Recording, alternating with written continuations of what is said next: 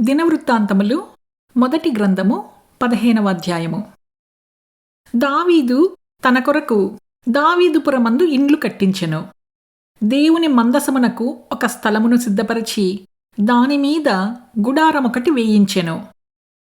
మందసమును ఎత్తుటకును నిత్యము తనకు సేవ చేయుటకును యెహోవా లేవీయులను ఏర్పరచుకొనెనని చెప్పి వారు తప్ప మరి ఎవరునూ దేవుని మందసమును ఎత్తకూడదని దావీదు ఆజ్ఞ ఇచ్చెను.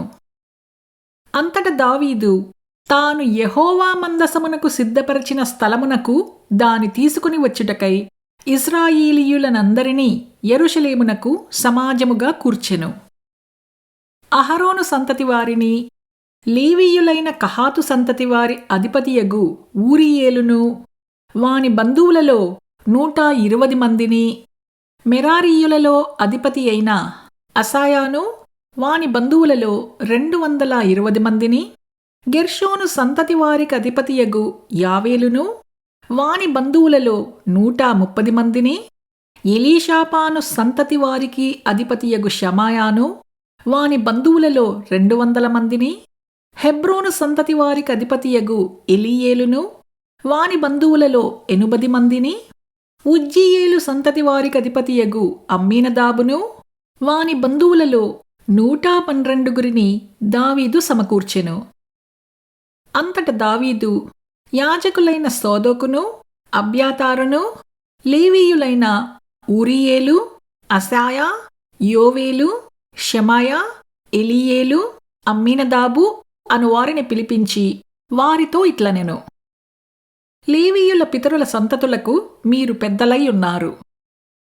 ఇంతకుముందు మీరు ఇశ్రాయేలీయుల దేవుడైన యెహోవా మందసమును మోయకయుండుట చేతను, మనము మన దేవుడైన యెహోవా యొద్ద విధిని బట్టి విచారణ చేయకుండుట చేతను ఆయన మనలో నాశనము కలుగచేసెను. కావున ఇప్పుడు మీరును మీవారును మిమ్మును మీరు ప్రతిష్ఠించుకొని నేను ఆ మందసమును సిద్ధపరచిన స్థలమునకు దాని తేవలెను.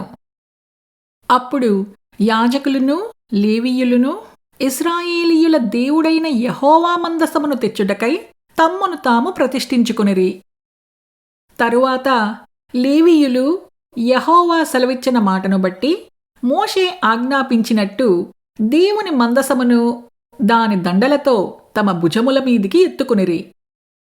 అంతట దావీదు మీరు మీ బంధువులకు పాటకులను పిలిచి స్వరమండలములు, సితారాలు, తాళములు లోనగు వాద్య విశేషములతో గంభీర ధ్వని చేయుచు సంతోషముతో స్వరములెత్తి పాడునట్లు ఏర్పాటు చేయుడని లేవీయుల అధిపతులకు ఆజ్ఞ ఇచ్చెను. కావున లేవీయులు యావేలు కుమారుడైన హేమానును, వాని బంధువులలో బెకెర్యా కుమారుడైన ఆసాపును, తమ బంధువులకు మెరారీయులలో కుషాయాహు కుమారుడైన ఏతానును, వీరితో కూడా 2వ వరుసగానున్న తమ బంధువులైన జెకర్యా, బేను, యహసియేలు, షమీరా, మోతు, యెహీయేలు, ఉన్ని, ఎలియాబు, బెనాయా, మయసేయా, మత్తిత్యా, ఎలిప్లేహు, మెక్నేయాహులను వారిని ద్వారపాలకులుగా ఒబేదెదోమును, యెహీయేలును పాటకులనుగా నియమించిరి. పాటకులైన హేమానును, ఆసాపును, ఏతానును పంచలోహముల తాళములు వాయించుటకు నిర్ణయింపబడిరి. జెకర్యా, అజీయేలు, షమీరామోతు, యెహీయేలు, ఉన్ని, ఎలియాబు, మయసేయా, బెనాయా అనువారు హెచ్చు స్వరము గల స్వరమండలములను వాయించుటకు నిర్ణయింపబడిరి. మరియు మత్తిత్యా, ఎల్లిప్లేహు, మిక్నెయాహు, ఒబేదెదోము, యెహీయేలు, అజస్యాహు అనువారు రాగమెత్తుటకును సితారాలు వాయించుటకును నిర్ణయింపబడిరి. లేవీయులకు అధిపతి అయిన కెనన్యా మందసమును మోయుటకు గట్టివాడైనందున అతడు మోతక్రమము నేర్పుటకై నియమింపబడెను.